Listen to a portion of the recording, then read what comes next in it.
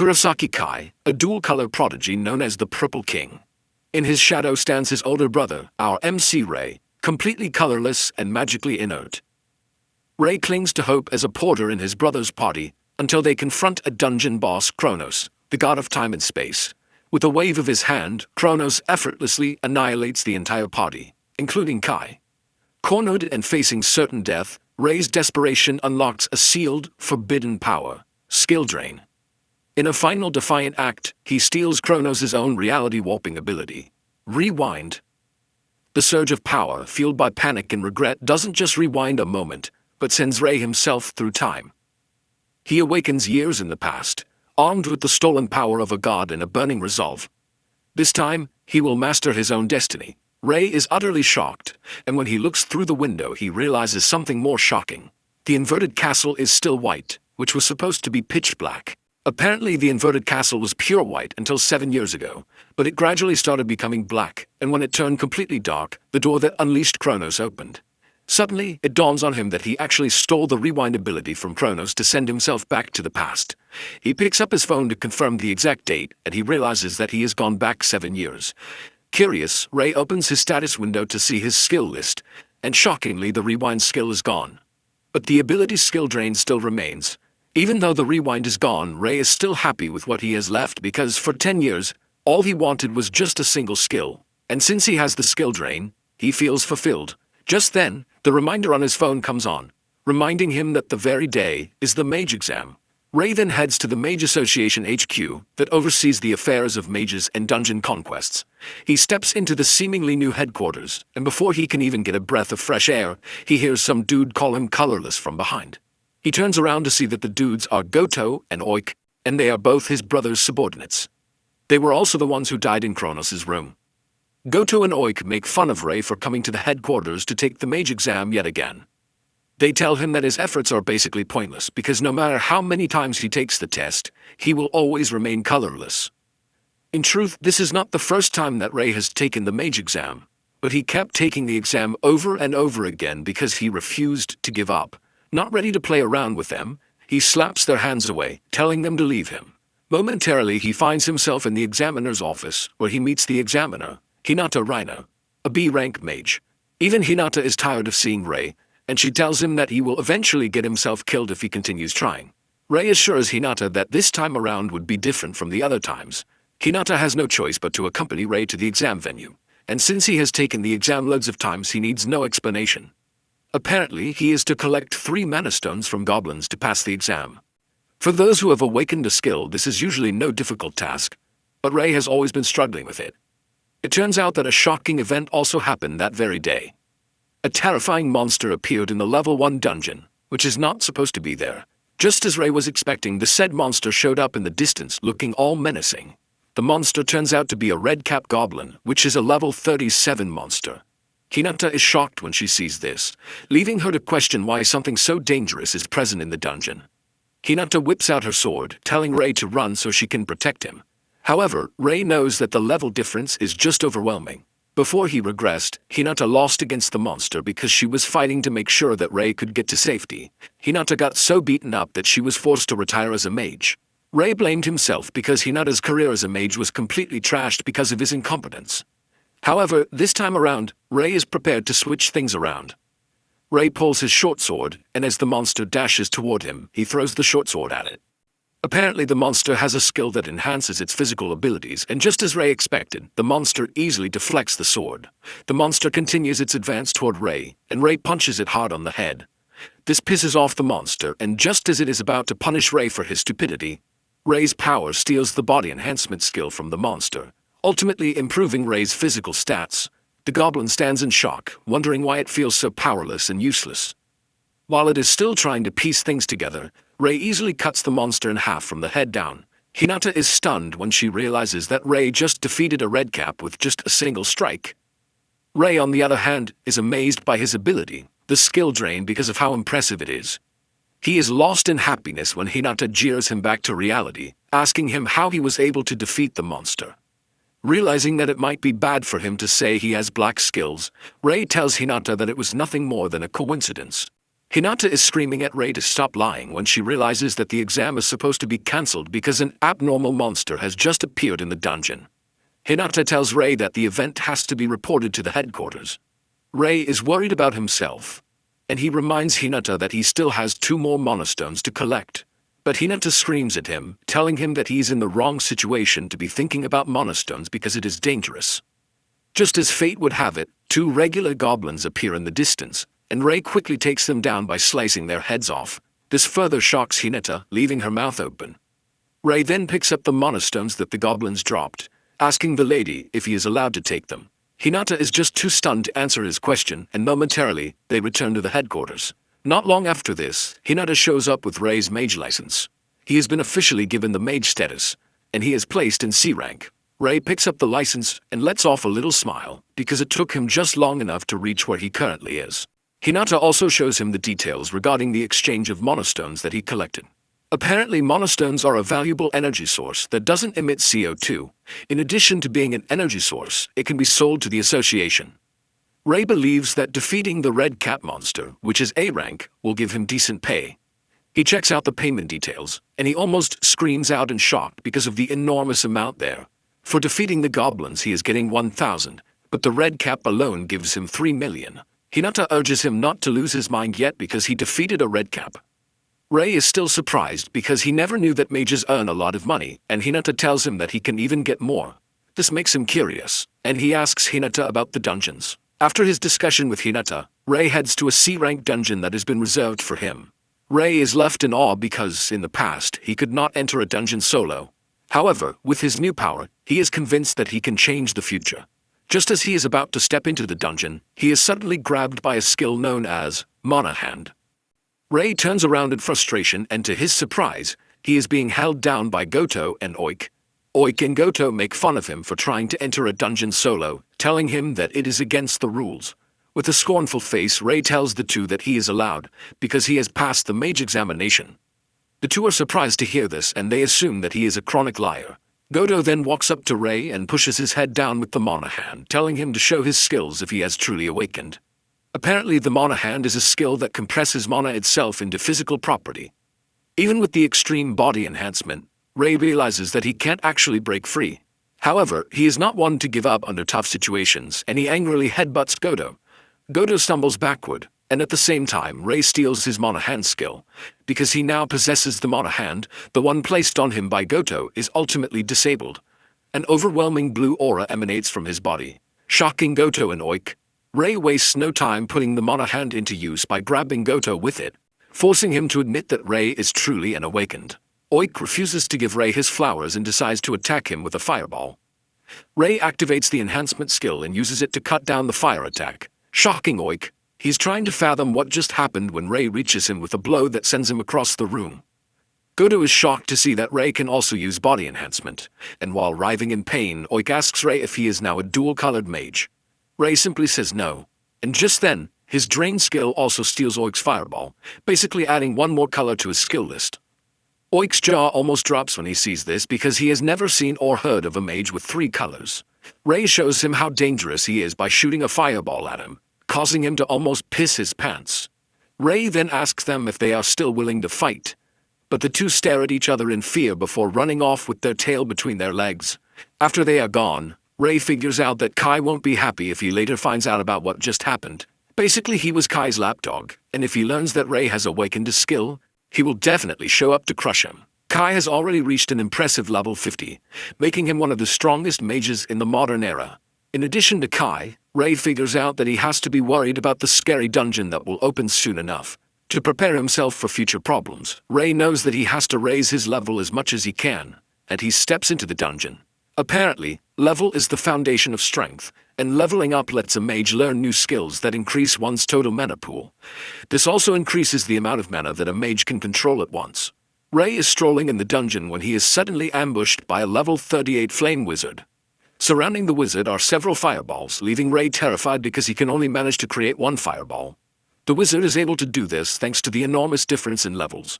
The wizard hurls his fireballs at Rei, and even though he is able to block just 1, Rei is forced to change positions to dodge the other fireballs. Ray figures out that he can't defeat the monster head-on, but there is one thing that doesn't change. This is the fact that after using a skill there is always an opening, and Ray doesn't waste this opportunity as he dashes toward the wizard at great speed. Even though the opening is just 2 seconds, the wizard becomes totally powerless in that moment. Ray is able to punch the wizard so hard that he is sent flying while also stealing his fireball skill in the process. The wizard finds himself on his arse, and when he tries to unleash his attack he realizes that he has become powerless. Ray then gives him a taste of his own medicine by hurling 5 fireballs at him, overwhelming him with a huge firepower that completely destroys him. Once the wizard is killed, Ray is hit with notifications telling him that he is leveled up. He realizes that defeating higher level monsters gives a ton of experience points. Even though it is quite difficult to take on higher ranked monsters, Ray figures out that the skill drain ability gives him an edge. Ray checks his status window to see that he has climbed up to level 12. With this, Ray sets a standard of level 30 for himself. He starts cutting through the dungeon, annihilating monsters left and right. In no time, Ray reaches level 27, but he realizes that he is already slowing down because leveling up is getting tougher. Ray figures out that to reach level 30, he would have to defeat higher level opponents. Ray then heads to the deepest part of the dungeon, where he finds the boss room. Ray is glad to have found this, since it is the perfect thing he needs. Ray flings the door open, and when he steps into the room, he finds 2 level 30 imps and a level 45 skull demon. Ray is cautious the moment he sees this, but he figures out that stealing their techniques will help him gain the edge. Ray dashes toward the skull demon, aiming to land a hit on it, but to his surprise, there is a mana barrier surrounding the monster, preventing him from activating his skill drain. The skull demon makes things harder by charging towards Ray, almost ripping his head off, but he manages to dodge it. With the sudden burst of energy from the monster, Ray figures out that he would have to do something pretty useful to defeat the monster. Since he doesn't have the power to drain the skull demon yet, he goes after the imps. He cuts down one of the imps, stealing the ice needle skill from it before turning it into barbecue with a fireball. The other imp watches his friend turn into fire decorations, but is too scared to make a move. Now in possession of the ice needle, Ray turns his attention to the skull demon and hits with the ice needle attack, ultimately crushing his mana barrier. However, the defeated imp is immediately resummoned thanks to the skull demon's power. Even though it is extra stress for Ray, he is not complaining because defeating the imps will give him experience points, and it is just what he needs. He takes down the imp again, granting him another level upgrade. Because of the recent level upgrade, the amount of mana he can control also increases. In addition, he unlocks a new ability, Skill Synthesis. Ray is relieved when he sees this because it is exactly what he wants. He wastes no time combining the ice needle with the fireball, using the newly acquired Skill Synthesis. The red and blue skills merge together, creating a fire lance that Ray shoots toward the skull demon. The skull demon puts up its mana barrier as usual, but the fire lance weakens it, giving Ray the chance to break through and reach him with his punch. By hitting the skull demon, he is able to steal the mana barrier from him, but he doesn't stop there. He also steals the extreme body enhancement, leaving the skull demon totally confused and powerless. Ray then ruthlessly finishes off the skull demon by pushing a fire lance into its chest to engulf it in fire. A large green mana stone drops from taking out the skull demon, and he also jumps from level 28 to level 33. Ray heaves a sigh of relief after defeating the tough monster thanks to the Skill Synthesis ability. Apparently, it is an advanced technique that is meant to create even more powerful skills, and it is available from around level 30. This was what Ray was hoping for, and he is glad that he could pull it off just in time. Ray is enjoying his winner's moment when the system informs him that he met the level requirement, and the number of skills he can retain via the skill drain has increased. His skill slots have jumped from 3 to 5, and Ray smiles because he knows that things are just going to get easier for him. After he is done checking out everything he needs to, he steps out of the dungeon and heads to the headquarters to submit the green monostone. Hinata is blown away when she realizes that Ray defeated a skull demon and has even reached level 33 in just a day. Ray smiles nervously, claiming that he only got lucky, but Hinata lets him know that it is unheard of to go past level 30 in just a single day. Hinata lets him know that with his current level, he can even become a B-rank mage. Just then, Ray hears a familiar voice echoing behind, and with it comes a terrifying aura. The voice is none other than his brother Kai, and Kai believes that there is a mistake because there is no way Ray is B-rank. Kai further adds that Ray is a colorless dude who has no talent whatsoever. Hinata defends Ray, saying he actually defeated a redcap and the skull demon.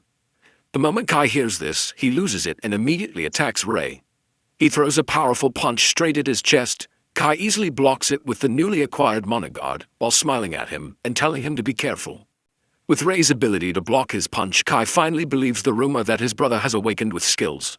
However, Kai is not all that impressed, and he urges Ray to watch his back because he would like to see just how capable he is.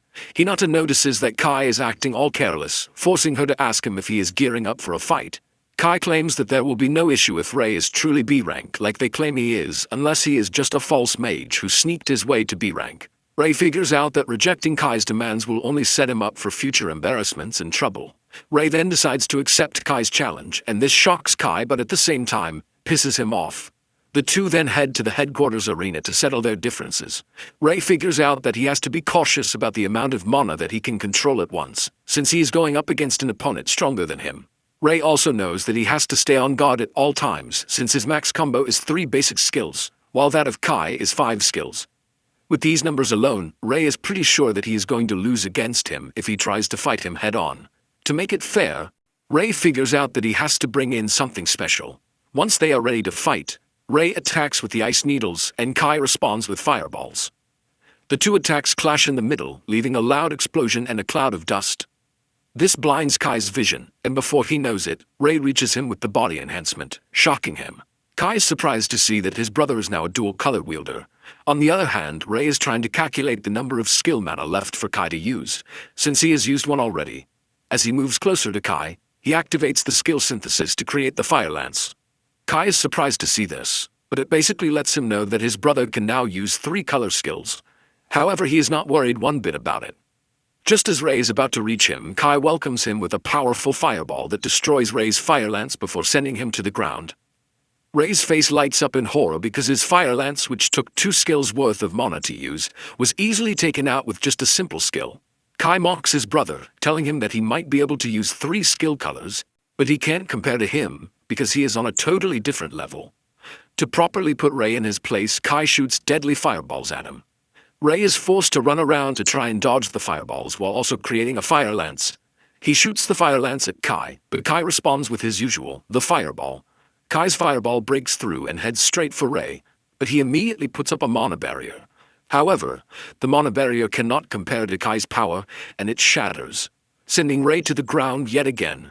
With Ray on the ground, Kai walks toward him, telling him to bow his head in respect, and he would forget about everything that has happened so far.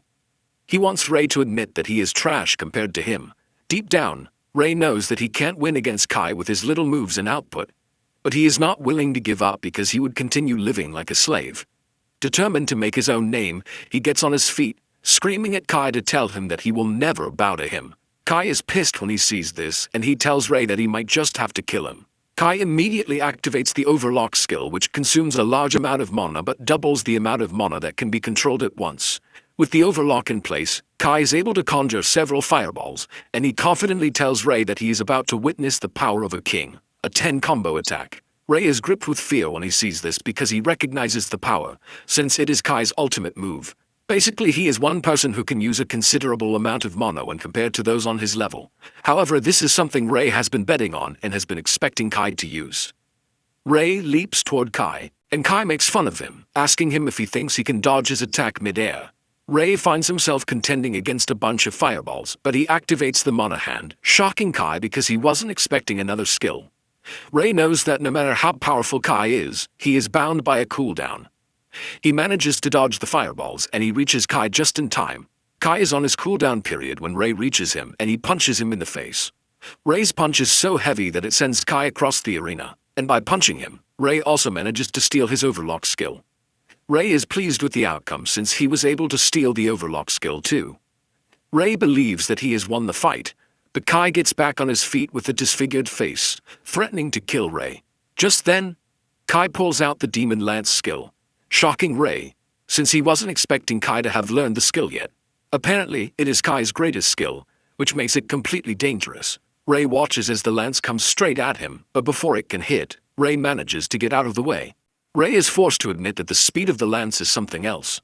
Ray finally realizes that he was only able to land a hit on Kai because he was being careless, but things have changed now that Kai has gotten really serious.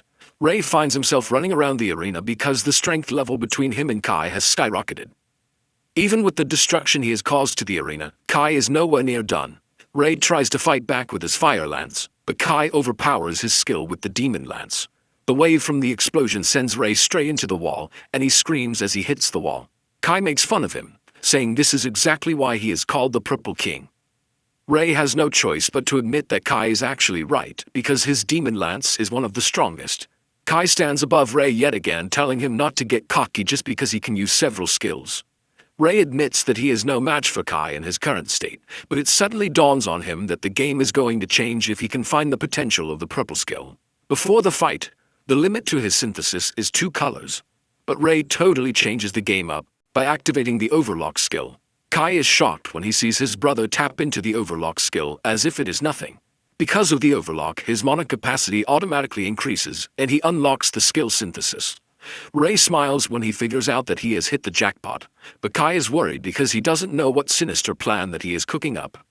Just then, Ray does something that no one has ever done before, and this is combining 3 colors together. Ray adds the red skill to the blue skill, and tops it all up with the yellow skill, ultimately turning it into black mana, leaving Kai's mouth agape. Basically, the mana colors available are red, yellow, and blue. Ray has always been told that he doesn't have an affinity for these 3 colors, but, unknown to them, they are all wrong. Ray is a totally different and rare breed because he is a dark mage unheard of in the history of mages. With the combination of the 3 colors, Ray creates the abyss flame that looks really deadly. Fear grips Kai, and he frantically launches a demon lance at Ray, screaming at him to stay away. Ray spots the lance and throws the abyss fireball at it, crushing it in an instant. Once the demon lance is out of the way, Ray runs toward Kai as he prepares another ball of fire.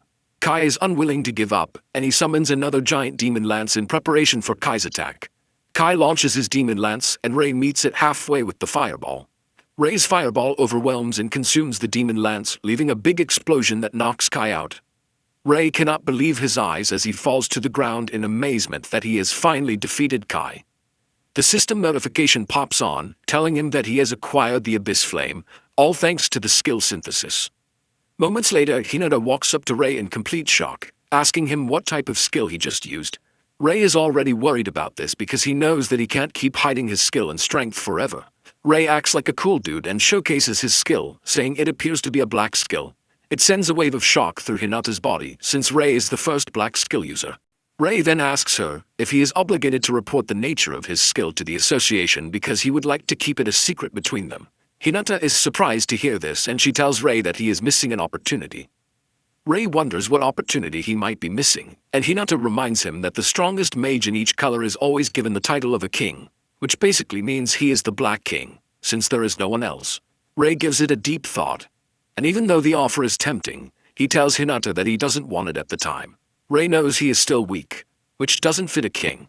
Just then, he remembers that his brother is still passed out in the arena, and he asks Hinata if he will be okay. Hinata lets him know that Kai is one of the kings, and he is sure to recover soon, even though he is critically injured. Nonetheless, Hinata plans to take him to the medical room. Suddenly they get an emergency notification on the phone, and when he checks it, he realizes that a dungeon has appeared in the western entrance of Ikebukuro Park, and the recommended mage level to enter is 70. Hinata is shocked when she sees this, but Ray was already expecting it because he knew it had happened in his past life. It is a level 70 dungeon when most of the kings are still in level 50, and in the first week of the dungeon's appearance, the kings realized just how weak they were. Because of this, they abandoned the Ikebukuro dungeon, but unknown to them, it is the starting point of a tragedy. Apparently, the dungeon suffered a dungeon collapse because a dungeon is expected to be conquered within a time frame, or else the monsters will come rushing out. Ikebukuro dungeon was the first of the dungeons where the dungeon outbreak happened. The appearance of the monsters resulted in so many deaths, leaving the city of Tokyo overwhelmed with monsters. In return, a lot of people died because of the terrifying number of monsters that raided the streets. However, Ray is prepared to stop the tragedy from happening all over again, no matter what it takes. Hinata almost loses her balance when Ray tells her his plan to conquer the dungeon. Hinata tries telling him how dangerous the dungeon is, even if he is quite strong. In addition to this, only A-rank mages are allowed to enter the dungeon because the recommendation level is way above 50. Since there is a bit of time before the dungeon outbreak, Ray confirms if the A-rank promotion exam is still next week, and Hinata says yes. Since this is the case, Ray tells Hinata his plan to rise to A rank by the time he takes the next examination. Hinata is further surprised when she hears this, but she can't deny the fact that Ray can actually pass the exam with his skills. However, she sounds like there is a problem, and Ray asks her what it is. Hinata then tells him that to take an A rank promotion test, he has to clear a B rank dungeon with a party first. This basically means he has to form a party in one and clear a B rank dungeon. And Ray has completely forgotten this. Ray checks his phone and all he sees are trash messages about people telling him that there is no way they will form a party with him. Since he has to clear a B rank dungeon before the week runs out, Ray knows he is in a difficult position because it is hard to clear solo. Ray is left racking his brain, thinking of what he can do to get out of his sticky situation. Just then, he hears some mages scolding their colleague for being so weak. This gets to Ray, who remembers that he was always treated like trash, just like the outcast. Apparently the girl's name is Ichinose Aya, and her colleagues are not even holding back and calling her a deadweight. The moment Ray hears Aya's name, he remembers something quite important. It turns out that Aya would be known as the Scarlet King in the future, but she is still known as an incompetent mage in the current time. Even though she is weak, Ray is disappointed that her party members are treating her like trash. Aya tried telling her team members that she can't afford to be kicked out of the party because she won't be able to foot her sister's medical bills. She promises to do better the next time they enter a dungeon, and the party leader tells her that she will be waiting to see what she can do during their raid for that very day. She lets Aya know that she's definitely off the team if she messes up, and Aya nervously agrees to this. Aya and her team then step out to take on a dungeon, but Ray is worried that things might not go well. Ray knows that Aya became the Scarlet King in the years to come, but she suffered loads of hardships before then. Ray remembers that it was around this time that she was involved in a certain incident. Apparently she was critically injured during a boss battle, and she went into a coma for years. Suddenly it dawns on Ray that the incident might be that very day. Even though Ray is not sure about it, he could see that Aya was acting really weird. To prevent something crazy from happening to her, Ray decides that he needs to step in. Meanwhile, Aya and her team have encountered the dungeon boss, Delahan, a level 45 monster. Suddenly, the party leader does something extremely crazy, and she pushes Aya into the monster's range so she can use her as bait. She tells Aya to fight the monster all by herself, and Aya tries reminding her that she can't win against the monster alone. The party leader then tells Aya that she will be kicked out if she can't take on the boss monster by herself. Aya is pushed into a corner by the party leader's demand, but she believes that she has no choice, since everything she is doing is for her sister's sake. The party watches in amusement as Aya walks toward the boss and hurls a fireball at it. Aya's fireball hits the target, but the monster doesn't move an inch from where it is. Aya freaks out when she realizes that her strike was useless against the monster. Suddenly, the Dolahan leaps toward her, ready to smash her to death with its big sword. The sword hits right in front of her, causing a big wave that shatters the ground and sends her crashing to the ground, totally at the monster's mercy. The monster is about to finish her off when Ray appears on the scene, and with the help of his extreme body enhancement, he blocks the monster's attack. Aya is shocked when she sees a savior appear right in front of her, preventing her from dying. Ray puts all of his strength into repelling the attack, and he pushes the monster backward. Aya is left in awe, and Ray turns around to make sure that she is fine. Aya's party members are not happy that someone out of nowhere showed up to ruin their plan. They know that Dullahan is a scary monster with terrifying weight, but Ray pushed it away like it was nothing. Just then, Dullahan gets back on its feet and lets off a loud roar that hits every corner of the room. Ray is not surprised that the monster is still alive because the Dullahan's armor is obviously enhanced with a strengthening skill which makes regular attacks completely useless against it. Since this is the case, Ray decides to steal the skill and nullify it. Ray risks everything and leaps toward the monster to try and touch it. He manages to touch the monster and he activates the skill drain. But to his surprise, the skill refuses to come on. Ray is forced to jump backwards before he is sliced in half by the monster. Ray returns to where Aya is, and she asks him if he is fine. Ray lets her know that he is good because he managed to block the monster's attack with his sword. Ray finally figures out that Dullahan's armor is its external part, and to get the skill drain to work he has to touch the internal part of its body. Just then, Dullahan smashes its sword on the ground, releasing a massive energy blast from it. Ray raises his mana barrier and screams at Aya to stay behind him so she doesn't get hit. Ray's mana barrier successfully blocks the incoming attack, but the wave from the attack sends the party members flying around like papers. Only the party leader remains standing, and she angrily launches an ice lance at the monster. Surprisingly, Dullahan blocks the attack and retaliates with a counterattack that the lady couldn't dodge. She finds herself getting thrown into a wall. Since the Ice Lance was useless against Delahan, Ray figures out that he needs a skill that is beyond the monster's strengthening skill. Ray resorts to using his Abyss Flame, and he wastes no time cooking up a black fireball, shocking Aya. Ray hurls the black flame directly at the monster, and Delahan also sends its energy wave in Ray's way. The two attacks meet halfway, but Ray's flame is just too powerful, and it overwhelms Delahan's energy blast. The black flame reaches Delahan before it even gets the chance to do anything, and it is engulfed in fire. Ray restricts the monster's movements with the Mana Hand to make sure that the black flame does its job. This is enough to burn through whatever armor-strengthening skill that Delahan has, and it crumbles to dust from the overwhelming power of the black flame. With the Delahan dead, it drops a large green monostone. But Aya is more concerned about the amazing power that Ray possesses. She is completely impressed with how he was able to take down the monster with just one hit, and she nervously thanks Ray for saving her life. Ray smiles while telling the girl that he is just glad that she is fine. Deep down, Ray is really happy that he managed to save Aya from dying. Aya's annoying party leader finally gets back on her feet looking completely pissed. She figures out that Ray is quite strong, but her greediness makes her crave the reward for taking down the monster.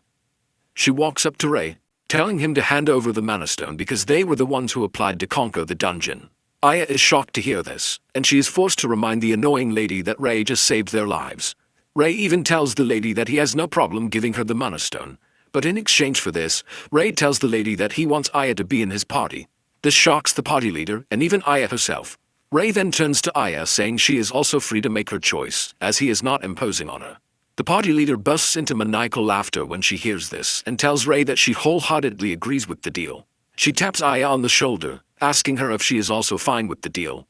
Aya subtly replies that she is in on the deal, and she tells Ray that she is now in his care. The party leader collects the Mana Stone, and as she walks away, she talks about how she has managed to strike a good deal by exchanging a useless party member. Unknown to her but known to Ray, Aya is the real deal.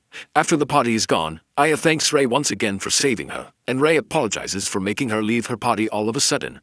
Aya, on the other hand, doesn't think too much about herself because she believes that she is just going to drag Ray down.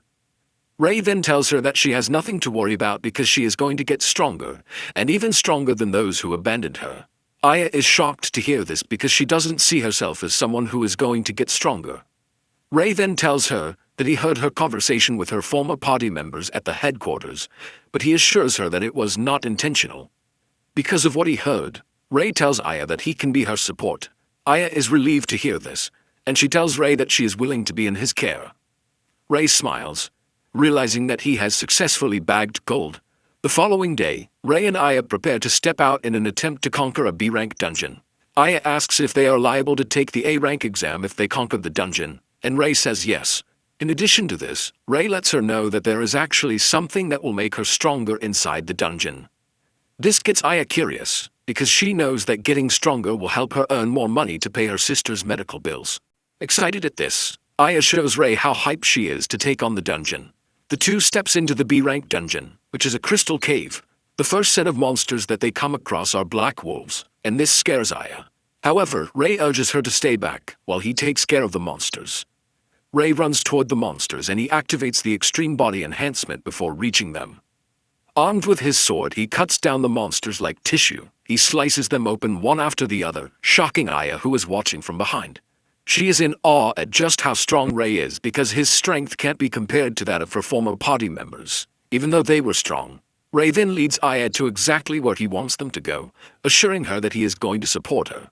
He urges her to follow the plan, and Aya walks toward the monsters in an attempt to defeat them so she can level up pretty fast. Even though she can only use simple attacks, she is willing to try her best against the monsters. Aya conjures her fireballs in preparation for the little monsters running up to her. Meanwhile, Ray is standing and watching from behind because he has set Aya up for the perfect test to make her realize her own weapon. While Aya is dealing with the tiny monsters, a huge one appears from behind. But Ray is ready to deal with it because he is not in the mood to allow anything to tamper with what Aya has going on. Aya manages to defeat the monsters, but no matter how much she does, they just keep coming as if they have infinite respawn cards. She even gets bitten on her left arm to make things worse for her, because she's going to run out of mana if she finds a way around the annoying monsters. Aya is thinking about how hard her life is when she looks up to see Ray taking on a bunch of tougher monsters just so he can make things easier for her. This is when it finally dawns on her that she needs to stop complaining and start acting instead. Aya is ready to live up to the standards that Ray is setting for her, and she uses her emotions to conjure a fireball. She hurls the fireball at the monsters, and thanks to the emotions behind it, the fireball grows large enough to consume the monsters like chips. Aya is shocked when she realizes that her fireball is getting bigger, but her mana is not running out. Ray, on the other hand, is glad that Aya is finally getting a hold of her powers, because she is actually suited for the battle of endurance. Basically, her mana pool is her greatest weapon, and she has just discovered it. Aya is left in awe when she realizes that she has unlocked a skill, Blast Furnace. Momentarily, the two arrive at the boss's room, which houses a level 52 huge slime. As Ray charges toward the slime, he tells Aya to use her new skill against the slime. Aya acknowledges the order, and she lets go of her Blast Furnace, releasing an overwhelming firepower that shocks her. She cannot believe that she is capable of such terrifying power. On the other hand, Ray is aware of what she is capable of because the Blast Furnace is a skill that increases the firepower of her skill, but at a high mana cost. It basically goes with her skill set. But suddenly, it dawns on Ray that the level of firepower that he is witnessing is higher than what he thought. Aya's firepower engulfs the entire room, turning it red, and she ultimately wipes out the slime. After the boss is defeated, Ray walks up to her, commending her for a job well done. Aya is initially shaken, but she pulls herself together and starts laughing because she never thought she was capable of such amazing power. However, she doesn't waste a second to appreciate Ray because it is all thanks to him that she discovered her potential. After conquering the B-rank dungeon, the two return to the surface, and she mentions that they have managed to fulfill the condition that allows them to participate in the A-rank exam, meaning what is left is to take the exam. Ray smiles at her, confirming this, but deep down, he is edging to take the exam and pass because it is a must. On the day of the A-rank examination, the two head to the association, and Hinata tells them that they are going to have to measure their combat capabilities and pair them with someone for a mock battle. Ray is ready to take on the exam and pass, so he can finally become an A-rank mage for his next plan. Aya is also excited, and she urges Ray to put in his best too. Just then, they run into former party members and the annoying leader, Isoyama. They make fun of her for trying to take the exam, but Ray steps up to defend Aya, telling the party members that Aya is not going to lose to cowards like them. Isoyama scoffs and then mocks Ray, telling him that she has better party members that he can get instead of the useless Aya. Just then, the said party member appears in the distance, and it turns out to be a lady, Aono Yuri. This immediately gets Ray worried because he has heard the name in his past life. Apparently, Yuri was so powerful that she once soloed a very dangerous dungeon without much stress. It was after this that she became really famous, and judging by the present circumstances, Ray easily figures out that Yuri is probably around an A-rank mage already. Yuri then walks up to Ray saying that he looks like someone who is quite interesting. This catches Ray off guard, leaving him to stare at Yuri weirdly. Aya is worried about how Ray is acting, and she calls his name.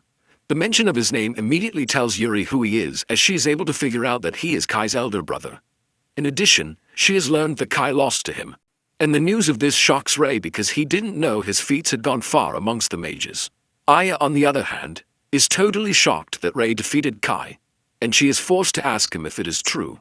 Yuri then turns around to tell Ray that he might be impressive, but he has no chance against her. Yuri mentions that the Purple King, Kai, is weaker than her. Momentarily, the mages gather at the training center to try out their combat skills against the artificial golem provided by the association. Apparently, the golem is covered with a special rock that is harder than a normal rock, and the mages are urged to do their best against it. Ray is the first person to be called forward to try out his strength against the golem. He stands in front of the golem and conjures a fireball, but the mages present start laughing at him for trying to use a fire element against a metal element golem. As he dashes toward the golem, Ray is pretty sure that the fire element will be totally useless against the golem, but just before he reaches the golem, he combines the fire attack with the ice shard to create the fire lance. Ray shoots the fire lance at the golem and it shatters the golem's head, leaving a cloud of smoke in its wake. The supervisor checks out the golem, and the moment he gets no response, he confirms that the golem has been defeated. The mages who were mocking Ray before started murmuring in awe because they never expected Ray to take down the golem with just a single hit. Yuri, on the other hand, is impressed with the way Ray infused the two elements together to create an even powerful element. Ray smiles because he is obviously proud of how he handled the entire situation. For Aya, she undergoes the mana pull measurement test, and she is required to hold a crystal ball with her hands to get the accurate measurement. Just as she is about to touch the crystal ball, her former party members are already mocking her, saying she should be ashamed that she came to take the exam. However, everyone in the room is left reeling in their pants when the device displays her overwhelming firepower. Isayama cannot believe this, and she assumes that Aya is most definitely cheating. Once they are done with the other prerequisites, the examiner tells the mages that the mock battles are the last thing on the list. For the first match of the mock battle, Aya is pitted against her nemesis, Isayama. Aya stays calm as she is about to take on the lady, but Isayama can't wait to fight Aya so she can expose her for who she really is. The battle begins, and Isayama launches a bunch of ice needles at Aya, but she easily shatters everything with a giant fireball that blows shards of ice everywhere, almost blinding the caster herself. Isayama is shocked when she sees this because she never expected Aya to have such an overwhelming firepower skill. Isayama is startled, but Aya has not even started. Aya creates another fireball, and she hurls it at Isayama. Isayama senses the terrifying power behind the fireball and immediately puts up a mana barrier, hoping that this would save her. Before the attack hits, she is already mocking Aya for being a fool because her attack plan is quite simple. She plans to block Aya's attack before launching a counterattack to get her off. Suddenly she realizes something crazy, and this is the fact that Aya's attack is not stopping anytime soon. Aya continues launching a series of fireballs at Isayama and her mana barrier. And because of the consecutive attacks, the mana barrier breaks apart, exposing Isayama's fear behind it. Isayama turns to her usual cowardice move, but as she runs away, she is hit by one of the resulting rubbles from Aya's fireball attack. Isayama gets hit in the back of her head, and as she crashes to the ground, every fiber of her existence refuses to believe that Aya has surpassed her in strength. She crashes to the ground, and the examiner stops the battle, declaring Aya the winner. Aya's face lights up in excitement, and as she returns to the stands, Ray commends her for a job well done. Aya smiles, saying she can't believe that she won, but she wishes Ray good luck in his battle against Yuri. Yuri remains calm as she tells Ray to step into the arena for their battle. As they step into the ring, Yuri asks Ray if there is any particular reason as to why he is taking the examination. Ray stays mute, and Yuri says she can see that he is more prepared compared to the other participants. Ray then replies that he has something that he needs to do no matter what, which is why he can't allow Yuri to stop him. Yuri smiles when she hears this, and she lets off an overwhelming aura, reminding Ray that she is pretty strong. Ray assures her that he is aware of this, but he is confident that he is going to win. Yuri is impressed by his confidence, and to put the talks to a side, she suggests that they do battle instead. Yuri starts with the attacks first, and she launches a series of mana blades at Ray. Ray whips out his sword to try and block the blades, but he struggles. Apparently, Yuri uses a skill called mana conversion that allows the user to manipulate their mana freely. Just then, Yuri surprises Ray with a powerful and overwhelming attack that almost crushes him, but he manages to get out of the way in time. Yuri smiles evilly, saying Ray is lucky to have dodged the attack, but Yuri is tired of staying on the defensive, and he decides to go on the offense instead. He runs toward her, but Yuri is not going to allow him to get to her just easily. She hurls some long-range attacks at him, but he blocks them, using his mana barrier. Ray then dashes toward her, and he swings his sword really hard in an attempt to decapitate her, but she jumps backwards.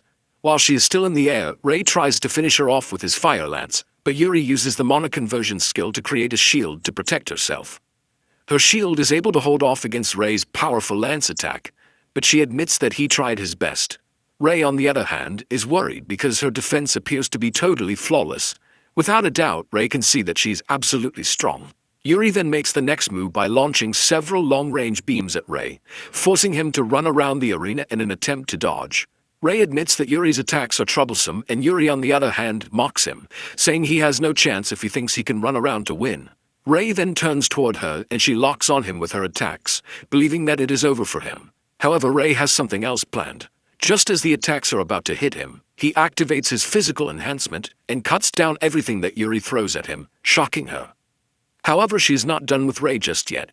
Yuri admits that it is her first time seeing someone who can wield 3 colors. However, she shocks him, saying she can also use body enhancement too. She activates the skill and then conjures a scythe, using her primary skill. Suddenly she vanishes right in front of Ray, and by the time she reappears, she is behind him. Ray almost loses his head but manages to turn just in time to block the attack. Ray is thrown backward from the overwhelming attack, and with just how fast Yuri is, Ray soon finds himself on the defensive again as Yuri hunts him down. Ray cannot believe the amount of overwhelming power that the girl possesses, and because of this, he decides to go to extremes. He allows Yuri to get close, and he grabs her hand. But Yuri mocks him for this, believing that there is nothing to make of it. Suddenly she realizes that something is wrong with her, and before she knows it, Ray has stolen her body enhancement skill. She starts stumbling backwards with the realization that her power is leaving her. With no way to defend herself, Ray gets the perfect opening to land a perfect hit straight into her chest. Yuri coughs up in pain as she falls to the ground. She cannot believe that Ray was actually hiding his true power all the while. With Yuri on the ground and unable to fight back, Ray is declared the winner of the duel. Later on, Yuri wakes up in the hospital to see Ray and Aya standing beside her. The two are happy to see her back to life, and she admits that she totally lost the fight. She tells Ray that she wasn't expecting him to be strong the way he is. Yuri then asks him why he has come to visit her. With a humble voice and stance, Ray bows his head, asking Yuri if she would mind joining his party. Yuri is shocked when she hears this, and Ray lets her know that, after reassessing the battle, she also got promoted to A rank. Ray admits that they need Yuri if they are to have a chance at conquering difficult dungeons. Ray is still talking when Yuri cuts him off by laughing out loud, saying he is a really interesting fellow. Yuri doesn't drag things further and she tells Ray that she doesn't mind following his lead. Ray is glad to hear this, and the two shake hands to seal the deal. Suddenly, the ground starts shaking ferociously, leaving Ray totally worried. He wonders what could be happening, and unknown to him, Kronos is actually trying to break off from where he is imprisoned, and all he needs is just a bit more strength to pull it off. When the shaking stopped, Ray remembered that in his past life, a lot of earthquakes similar to this had happened before the Ikebukuro dungeon later collapsed. Ray figures out that they are reaching the time limit for the dungeon break already. Even though the dungeon is pretty difficult to take on, Ray doesn't think they have a choice at this point in time. Just then, he tells the two girls his plan to conquer the dungeon, and this scares the crap out of them. They remind him that the dungeon is the most difficult in the region, which makes it even more dangerous for the three of them. Yuri then asks him if he is suggesting that they conquer the dungeon because of the earthquake that happened, and Ray confesses that he has a bad feeling about it. Ray says that there are several reports concerning abnormal monsters, and he wants to believe that it is a prerequisite to something more dangerous. Yuri doesn't really care about whatever Ray says as long as she follows his lead. Realizing that Yuri is on board, Aya also assures Ray of her support. Ray is glad to hear this, and he thanks them for the support. The next day, Ray and his party submit a request to conquer the Ikebukuro dungeon to Hinata. Their request is approved, and the trio heads to the dungeon entrance. Being the insane person she is, Yuri is super excited to take on the dungeon. Aya mentions that it would have been better if they had enough numbers to help with, but Ray says this is impossible since the association is limited to the number of A-rank mages that they can deploy. He then says it would have been nice if a certain person called Oikawa were with them. Before the regression, Oikawa was known to be one of the best in Japan. Ray fears that Kronos will appear again if the dungeon break happens, and he is determined to make sure that it doesn't. Before entering, the girls urge Ray to get formalities out of the way and call them by their regular names.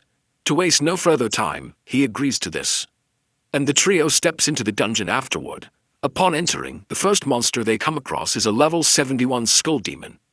Ray is shocked to see this, since the monster is a boss in other low-level dungeons, but it is already showing up at the entrance of the dungeon. Without fear, the trio charges toward the skull demon, and it immediately puts up a mana barrier. Ray figures out that getting the mana barrier out of the way is the first thing to do, and he shoots a fire lance at the barrier. However, a single hit from the fire lance appears to be too weak to destroy the barrier. Aya and Yuri then unleash their combined efforts to take down the barrier, giving Ray the open chance to run toward it and slice it in half. As usual, defeating the skull demon provides them with a big green mana stone. Ray commends the ladies for their impeccable timing in taking down the barrier. Yuri then finally summons the courage to ask Ray how it is that he is able to use so many skills. Ray takes a minute, but he finally answers, revealing that he has an ability called Skill Drain. The girls are confused by this, and Ray explains that just by touching, he is able to steal someone else's skill. It finally dawns on Yuri what happened during their duel. However, Ray assures Yuri that he has already returned her skill. Aya, on the other hand, is totally blown away because she wasn't expecting Ray to have such an overpowered skill. She finally realizes why Ray wanted them to take on the dungeon, and she concludes that they are in safe hands as long as Ray is with them. Aya is also determined to make sure that she is not a burden to the team. With this, the team continues their advance deeper into the dungeon, and shortly afterward, they arrive at the boss's room. Aya points out that the rumbling of the ground is getting more intense. She is forced to ask if they really have what it takes to take on the boss monster. Ray then tells Aya that they have undergone a level increase on their way to the boss's room. And with this, he believes that they should be able to pull it off. Aya admits that the dude is right with his analysis and she is ready to prove herself to the team that she is not a drawback. Suddenly something appears behind and grabs Aya before any of them can react. They turn around to see a terrifying creature, a level 89 Grim Reaper, which is the boss of the dungeon. Ray is ultimately shocked and terrified since the boss shouldn't be out of its room. This leaves several questions running through his head, but the main focus of everything is that they are in a deep mess. Ray then tells Yuri that things might look bad, but they have no choice but to save Aya. Ray screams at Aya to make sure that she is fine. Apparently Aya was able to cast a mana barrier to prevent herself from getting crushed, but at the same time, Ray is worried because Aya might have a large pool of mana, but there is still a limit to it. Even though the best option for him is to use his Abyss Flame, he can't, since Aya will be caught in the crossfire. The only solution to the problem is to actually find a way to help her out of the situation. Ray then tells Yuri that he is going to try his best to get the tentacle's attention, and he urges her to find a way to save Aya. With a seemingly solid plan, the two charge toward the monster. Ray puts himself directly where the monster is facing and almost gets hit with a tentacle, but he narrowly dodges it. The damage from the tentacle shatters the floor, shocking Ray. He immediately figures out that he is done for if he suffers a direct hit. Just when he thinks he is out of danger, one of the tentacles appears from behind. Aya believes that the dude is done for as she screams out his name in pain. Fortunately for Ray, he was able to get himself out of the tight situation using Mana Hand, and he heaved a sigh of relief. While the entire chaos is unfolding, Yuri has gotten the chance to reach the monster. She swings her scythe, hoping to land a critical hit, but her attack bounces off, and this is when they realize that the monster has a strengthening skill. Yuri is forced to retreat before she gets crushed between the monster's large tentacles. Ray checks on her, and she assures the dude that she is doing quite fine. However, the two could see that there was something strange about the whole thing. Basically, tentacle monsters always have low defense, and this is the first time that Ray will be seeing one with a strengthening skill. In addition to the list of weird things going on around the monster, is that it is outside its room. Unknown to him, Kronos is playing a big role in everything that is unfolding right in front of him. However, the monster is coming at them with so much rage that they don't have the time to start thinking of what to do. While she is stuck inside her protective barrier, Aya believes that what the other two are facing is basically her fault. She figures out that she has been too passive because she is always relying on Ray to fix things. She starts racking her brain to think of something that he can actually do to help out in the situation. Yuri and Ray soon have a huge problem on their hands because they are almost out of mana, thanks to the number of battles that they have been involved in. Ray is about to give up on the situation when he suddenly remembers something. He screams at Aya, telling her to hit them with her mana fusion. Aya is shocked to hear this, and the same goes for Yuri, who thinks the skill is useless, since it consumes a lot of mana. Ray understands why they think this because the skill was considered useless in his past life too, but thanks to a certain mage, the skill's value was later discovered. This said mage is none other than Aya herself, as she was the one who figured it out before the regression. Aya is also conflicted about the skill since he hasn't used it before, but since Ray is asking her to do it, she is willing. Just then, Aya lets loose of her skill, and it hits the two just as planned. Surprisingly, Yuri realizes that her mana is starting to recover, but Ray just smiles because he knows the essence of the skill. Apparently, mana fusion has an effect that shares the mana of the user, but it is a skill that only a mage with a large amount of mana can master. Aya is excited when she sees this, but suddenly she realizes that the amount of mana that she is sharing is not enough. It then dawns on her that her mana sharing is restricted because of the mana barrier she activated. To properly help the team, she releases her mana barrier, giving the monster the chance to grab her tightly.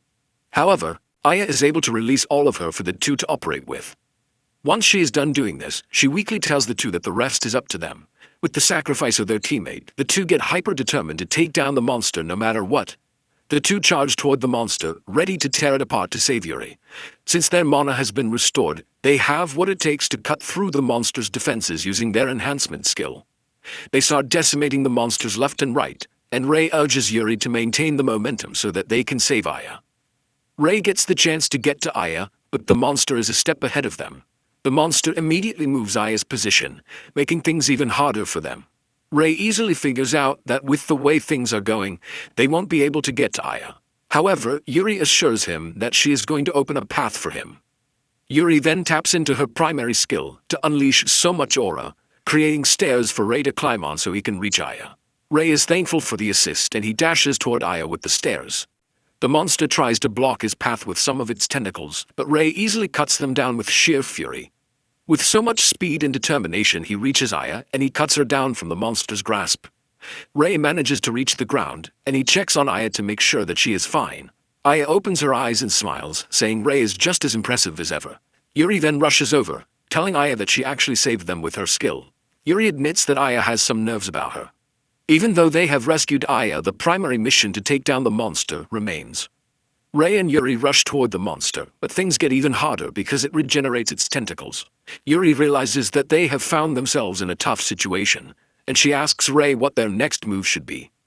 Rei then tells Yuri to leave the rest to him, and even though she is skeptical, she agrees to let him do what he wants.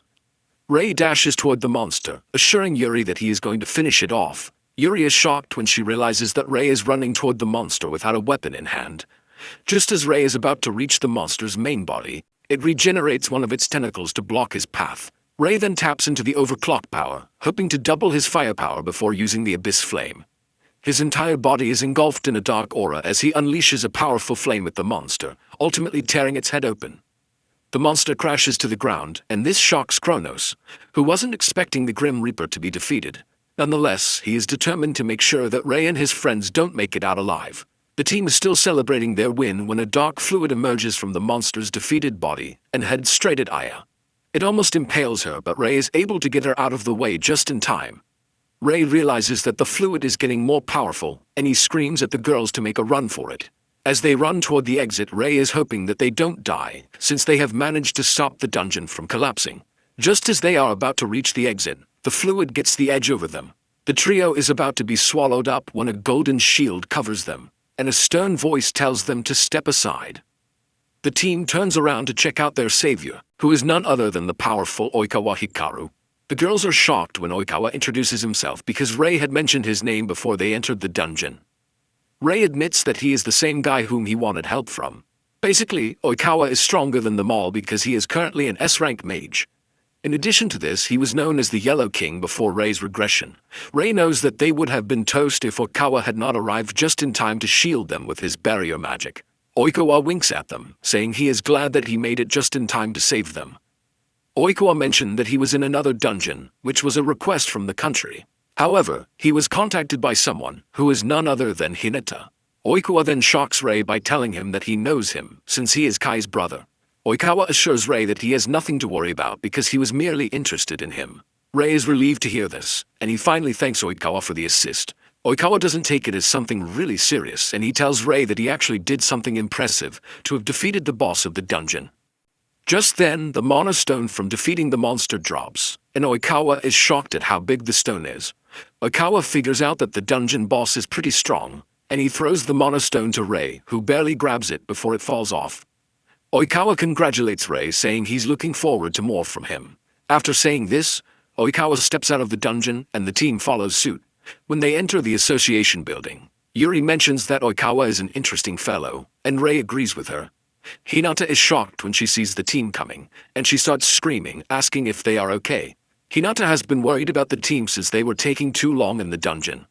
Hinata scolds Rei for heading straight into the dungeon after submitting his application form, even though the dungeon is more dangerous than the others. Hinata then asks them about the progress of the dungeon, expecting that they would still be at the entrance level. Hinata and her fellow attendants almost have a brain seizure when Rei mentions that they have conquered the entire dungeon. They can't believe their eyes and ears, causing them to scream like maniacs. The information about the Ikebukuro dungeon being conquered soon starts flying around. Guilds start running around to try to reach the person who conquered the dungeon. When addressing the press, Aya says she finally has enough money to cover her sister's medical bills, and in addition, she thanks Rei for the great opportunity. Isayama and her party members are totally salty when they see this, but Isayama still wants to believe that Aya is cheating. The same thing applies to Kai, who is utterly pissed about Rei being the one who conquered the dungeon. The news about Rei conquering the dungeon spread everywhere, especially since he was known as colorless before. Group chats went wild with friends calling each other out, suggesting that they all apologize for trash-talking Rei. While everyone is talking about how impressive Ray is, he is thinking about how he is going to get stronger, since he was able to conquer the dungeon thanks to the help he got from others. 3 days later, Ray heads to the association because Hinata summoned him, claiming that there is something he needs to hear. Ray and the girls are shocked when Hinata tells them that they have received a request to conquer a certain dungeon. Aya can't believe this because they just became A-rank mages, and Hinata says this is possible thanks to their recent achievement.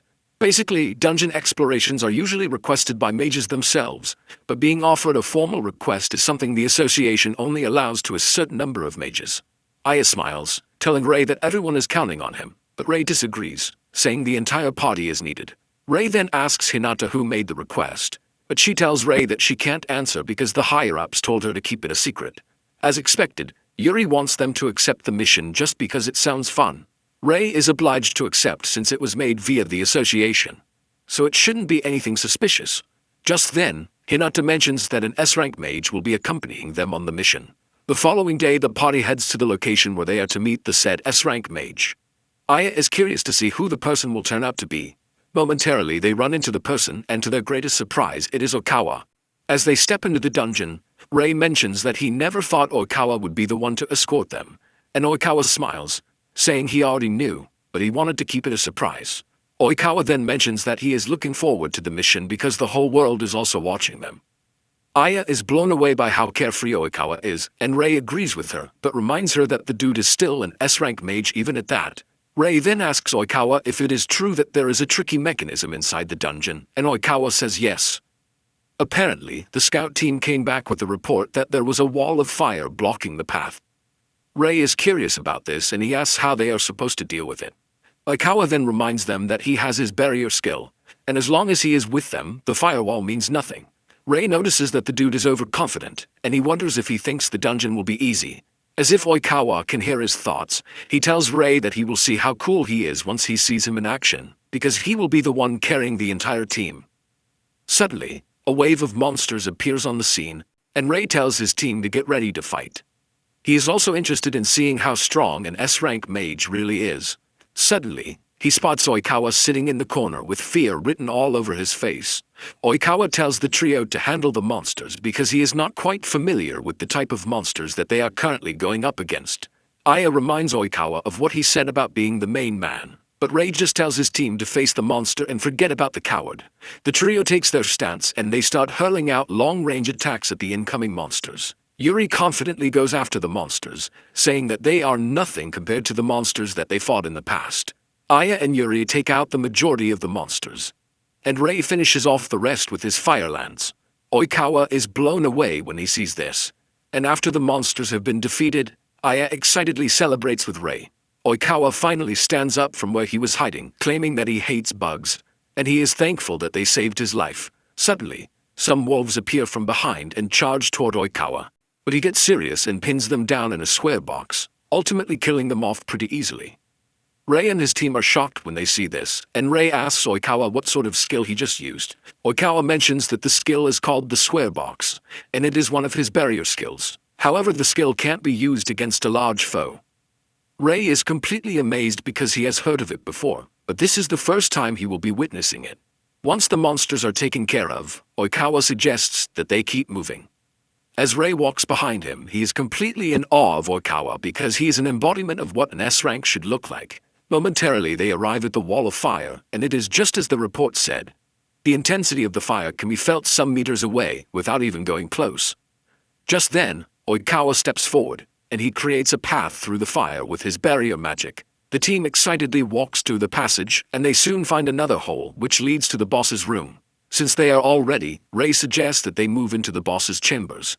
Deep down, Oikawa is waiting to see what Ray is capable of because he wants to know if he is a fraud or he is the real deal. As they step into the room, Ray complains about how hot it is, which obviously signifies the power of the foe they are about to engage. The boss finally steps out, and it turns out to be a level 68 flame golem. Just the appearance of the boss alone sends shivers down Ray's spine. Ray panics as the monster walks toward them, and he tells the team to put up a mana barrier. However, Oikawa tells him that there is no need for this. The monster unleashes its flame breath on them, but Oikawa easily blocks it using his barrier magic. This ultimately blows Ray's mind, and Oikawa tells Ray that he will handle defense while they handle offense. Ray acknowledges the order, but he takes a moment to think about what to do. He figures out that the barrier could fail at any time if it gets hit severely. Ray thinks of using his Abyss Flame, but he quickly ditches the idea because the monster is quite fast. And in addition, it is a boss-level monster. Since the mana usage for the Abyss Flame is quite high, Ray figures out that he's just going to have to take down the monster in another way. Ray then leads the charge while telling Yuri and Aya to find a gap to attack. As he approaches the monster, Ray activates his body enhancement and leaps toward it. Ray deceives the monster into thinking he is about to attack him head-on, but Ray maneuvers behind it before landing a critical hit. Yuri and Aya also support from behind, as they launch their long-range attacks at the boss monster. Even with the combined attack, the monster remains mobile, and this just confirms Ray's fear that the monster is quite strong. Ray figures out that they are going to be at a disadvantage if the battle continues longer than expected. Ray is already sweating from the intense heat, and he realizes that defeating the monster quickly is paramount. Meanwhile, Oikawa is watching from behind, waiting to see what Ray is going to do, since he has found himself in such a dire situation. Just then, Ray tells Yuri and Aya to start directing their attacks toward the monster's feet instead of its body. Yuri and Aya gladly accept his plan, and they immediately send their attacks to the monster's feet. Aya even takes it a step further by hitting the monster with a skill called Stone Bullet. This forces the monster to start jumping around, but Ray figures out that no matter how agile it is, there is no way it will be able to dodge attacks in the air. Ray leaps toward the monster, and just as he is about to get to the monster, he covers his blade in ice, leaving Oikawa in awe. With the monster unable to move freely in the air, Ray lands a critical hit that sends it crashing to the ground, totally defeating it. The girls rush over to him as usual to congratulate him, but he tells them that it is all thanks to them. Oikawa is impressed with the teamwork that he just saw, and he concludes that Ray is just as the reports said. However, Oikawa can see that Ray is still hiding his true power. Just then, Ray suggests that they head back to the association to make their reports, but Oikawa tells him to wait. Oikawa whips out the square box and tells Ray that he would like to test him. Oikawa tells Ray that the box can be used to capture monsters, but at the same time, it can also be used as a method for training. Oikawa then comes clean, telling Ray that he wants to see his true power. Because of this, Oikawa wants Ray to defeat the monsters sealed inside the box. He assures him that he is going to reseal the monsters if it starts getting dangerous, but it will be up to him to tell him to do it or not. Ray finally realizes why Oikawa followed them, and even though he doesn't know his true motives yet, Ray cannot let go of an opportunity to gain more experience. Ray then accepts Oikawa's request, and Oikawa unseals the square box. Just then, a terrifying black shadow appears from the box. Apparently, the monster residing in the box is one that changes its appearance depending on the fear of its opponent. Oikawa is excited to see what sort of appearance he will see, and just as expected, Ray's greatest fear, Kronos, gently emerges from the box. Oikawa is shocked to see this, since it is the first time he will be seeing such a monster. While Oikawa is excited about the whole new experience, Ray is freaking out. Well guys, that's the end of the video. If you like this video, comment next part in the comment section. Also subscribe to the channel, hit the bell, and like the video. Thank you for watching, and see you next time again.